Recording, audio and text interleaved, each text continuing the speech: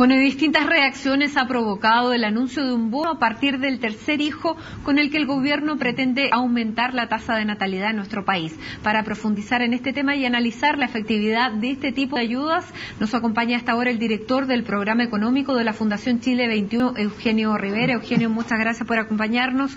Muy buenas tardes. Muchas gracias por la invitación. Bueno, en líneas generales, primero, ¿cómo califican los anuncios en la Fundación Chile 21 que se van a traducir en 10 proyectos de ley que tienen que ser aprobados en algo menos de 10 meses?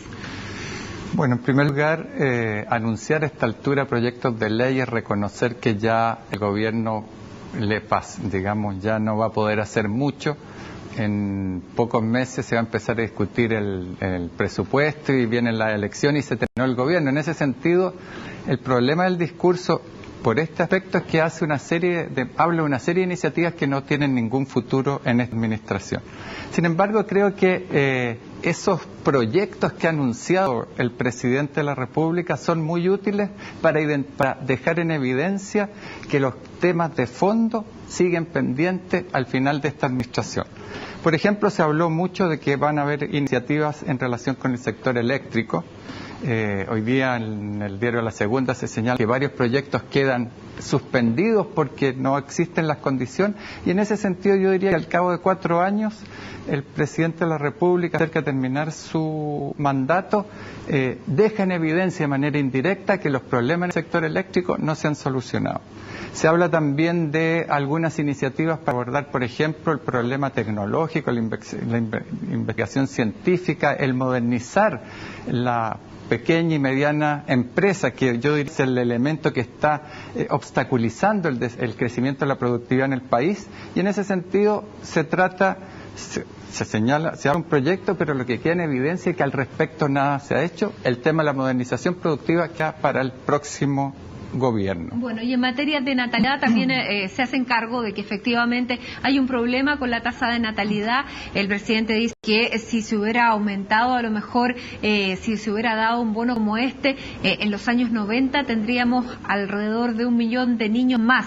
¿Es la manera de abordar un problema como la baja tasa de natalidad que viene aparejado del desarrollo de los países, dando un bono de 100.000 pesos al tercer hijo? Bueno, eso significa más o menos 560 pesos al mes lo que va a recibir la familia, y en ese sentido uno dice 60 pesos al mes si uno lo desagrega en los 18 años que se entregaría, es decir, obviamente eso no va a tener ninguna incidencia. Me parece que es una medida, yo la catalogaría, perdonándose la expresión, de ridícula.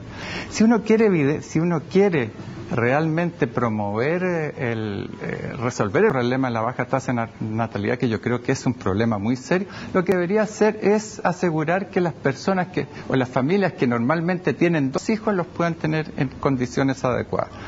Hay una solución muy clara, una gran ayuda para las familias para que se atrevan a tener 2 hijos, y esto es que utilizar un instrumento que ya existe desde hace mucho tiempo, que es la asignación familiar, que para los más pobres representa un aporte de 7.000 pesos. 100.000 pesos por cada uno de los hijos. Eso no sirve para nada. Si uno quisiera realmente promover la tasa de natalidad, lo que bastaría hacer sería multiplicar por 3, 4, 5 veces la asignación familiar, y eso sí tendría un efecto de inmediato, porque las familias sentirían que sí tienen más recursos para enfrentar la crisis de sus hijos. A mí lo que me parece que esta medida de promover a partir del 3 hijos representa un tipo de familia que está cada día más en retirada. Creo que solamente hay pocas familias que tengan más de 2. Creo que la familia del ministro Lavín es de ese tamaño. En general, el deseo de las mujeres de ser parte también de la población activa del país es algo que se contrapone y es absolutamente contradictorio con esta idea de familias de 7 personas. Ahora, en los países desarrollados los incentivos económicos son muchísimo mayores. Por ejemplo, Francia, no nos vamos a comparar con Francia, pero estamos en un nivel de vía de desarrollo que ya estamos teniendo ese tipo de problemas que es la baja natalidad. Un país que ha tenido el mismo problema, que está un poco mejor, Francia, mucho mejor, en uno de los países del G8, da 800 euros por año por hijo, y además vienen aparejados otros beneficios sociales sociales, tarjetas de descuento en muchos otros ámbitos. ¿Podría ir por ahí, que fuera no solamente una vez por un hijo, sino que fuera una cosa más constante y más elevada, si se quisiera ir por ese lado? Porque hay muchas otras y ya le voy a preguntar después por otras. Sí, de alguna manera, en eso nos parecemos bastante a los países europeos. Y yo diría que efectivamente lo que hacen los países como Francia, Inglaterra, es entregar una asignación familiar sustantiva, de manera que la familia sienta que tiene un apoyo por parte del Estado para criar sus hijos. No 8, imagínense, aquí se va a dar el incentivo a partir del tercero, pero ¿qué pasa con los 2 hijos que normalmente tiene una familia? Por eso yo diría que la primera propuesta inteligente sería aumentar sustantivamente la asignación familiar, y segundo, generalizar las salas comunes. Porque ¿cuál es el problema que enfrentan las mujeres principalmente para mantener o digamos sustentar una familia? Es que no tienen con quién dejar a los hijos. Esa es una medida muy efectiva, y yo diría que tenemos aún tiempo para que no nos pase lo que pasa, por ejemplo, en España, que la familia, o sea, las parejas han dejado de tener hijos porque carecen de una infraestructura social razonable. Ahora, se habló un poco de mejorar las condiciones laborales de la mujer, que eso sí que sería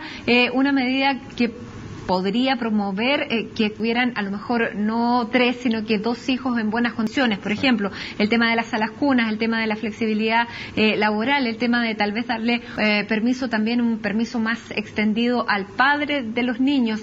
¿Podrían ir por ese lado? Porque son los bonos, en definitiva, una solución. Yo creo que sobre todo una medida efectista que no contribuye en nada. Nadie va a tomar la decisión de tener un niño adicional porque le dan 100.000 pesos. ¿Contribuye a aumentar la pobreza, 100.000 pesos por un niño?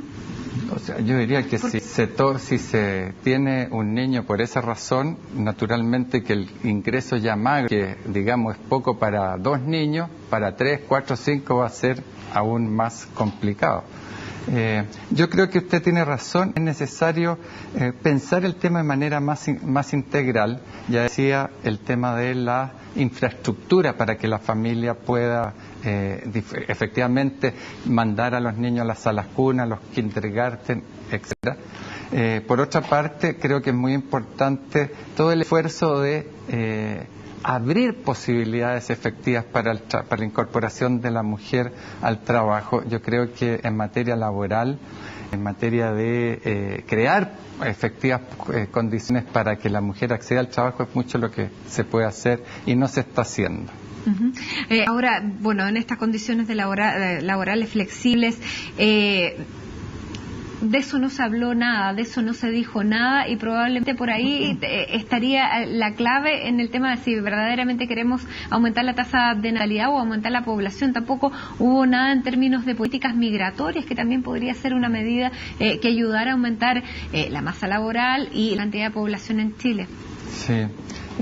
Yo creo que en términos generales lo que uno observa en general en el discurso es que el presidente de la República está de alguna manera separado de los problemas, de cómo la gente está mirando los problemas del país. Él dio una imagen muy positiva, habló de una serie de cifras ya un tanto lateras al fin y al cabo, y uno puede decir, mire, todo ese largo discurso lo que permitió hacer es que este fue un gobierno de administración. Mantuvo funcionando el país, lo cual no es poco porque después del terremoto no era una cosa sencilla. Pero, y uno lo ve también en que relación con el legado que iba a dejar esta administración, casi no abordó el tema. ¿Cuáles son los grandes problemas que se están enfrentando? Ya decíamos, hay un problema de que el desarrollo del sistema eléctrico está estancado. Sobre eso, luego de casi 4 años de administración, no hay solución. Hay un problema muy serio en materia de pensiones. Las personas están accediendo a pensiones de promedio 150.000 pesos y eso naturalmente no alcanza para nada, y sobre eso no hay ninguna solución. Hay un problema muy serio en materia de salud privada. Hace 2 o 3 años que está en el Congreso un proyecto que reforma la CISAPRE, la salud privada, y sobre eso no se ha dado ningún paso. Yo diría que el presidente confunde de alguna manera lo que es la actividad normal o digamos cotidiana de un gobierno ir resolviendo los distintos aspectos de enfrentar los grandes temas. Los grandes temas quedan pendientes para la próxima administración y en ese sentido creo yo que eso tiene que ver con la dificultad por parte del actual gobierno de entender que las responsabilidades principales de un gobierno radican en los problemas políticos que es necesario resolver. Problemas políticos, por ejemplo, cómo logramos compatibilizar el desarrollo de la matriz eléctrica con la demanda ciudadana de tener algo que decir respecto a eso, que se le respeten sus problemas, etcétera. Eso me parece a mí que es el gran déficit en términos de que los grandes problemas que enfrenta el país quedaron fuera del discurso, quedaron, digamos, desdibujados en medio de una gran cantidad de cifras que en definitiva no conectan ni con la situación, con los problemas. ¿Y eso le atribuye usted a que es un gobierno que está de salida y que ya poco le importa en el fondo que dentro de los próximos 10 meses lo que pase, porque ya no le va a tocar probablemente a un gobierno de su misma coalición? Yo creo que efectivamente hay una convicción de que la próxima elección presidencial está perdida, de que lo que se trata es simplemente plantear una serie de iniciativas sin una clara estructuración y de alguna manera, como decían, tratar de esconderse y atrincherarse en el Congreso. ¿Y usted cree que finalmente, para cerrar, se van a aprobar medidas como esta? Porque esta todavía es un proyecto de ley. Estos 100.000 pesos a partir del tercer hijo, 150 por el cuarto y 200 por el quinto. Yo creo que eso no se va a aprobar porque existe conciencia en la ciudadanía que no tiene ninguna importancia. Que si se quiere promover la familia, la infraestructura de jardines infantiles es importante. Y por otra parte, existe ya un instrumento, la asignación familiar. Que la asignación familiar se suba de manera sustantiva, va a generar un efecto muy significativo en la manera como los chilenos se enfrentan con la maternidad, la paternidad, y de esa manera resolver este problema de que efectivamente no estamos alcanzando la tasa de reemplazo mínima, es decir, tenemos solamente una tasa de reemplazo de 1,8. Muy bien, muchísimas gracias, Eugenio Rivera, él es director del programa económico de la Fundación Chile 21. Muchísimas gracias. Muchas gracias por la invitación otra vez.